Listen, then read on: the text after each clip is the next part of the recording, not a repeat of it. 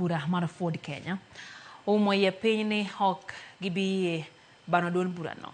Magi nywande gi duond bura mora. Oteni ogol gi jagoro ma duond burano John Chikati kachiel gi jotelo moko mane oyier gi otiko ma duond burano yiero mokalo. Gilero ni Ford Kenya humbe pod lach e paw siasa ma pacho ka kendo gichano mar tegi nyaka e kor gwenge ma Turkae. Rumor of folding parties which went round. First of all, nobody came to us to ask us to fold our party. Secondly, even if they will have asked us, Ford Kenya cannot fold. Yeah. The governor, and who is also the deputy party leader, has told you that Ford Kenya is the second oldest party in the country, after Kano.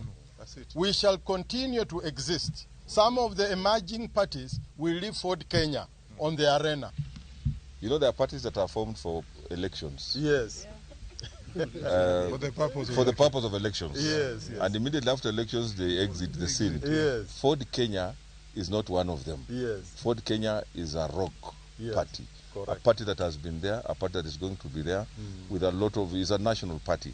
So we are not about to fold. We can only be in a coalition with other political parties whom we share like minds. Na tunataraji kwamba tutaendelea kutembea hivyo, na sisi kama chama tutaunga serikali ya Kenya Kwanza tukiongozwa na spika wa bunge la taifa, gavana wetu na viongozi wote wa bunge hadi mashinani kuhakikisha kwamba nchi inasonga mbele.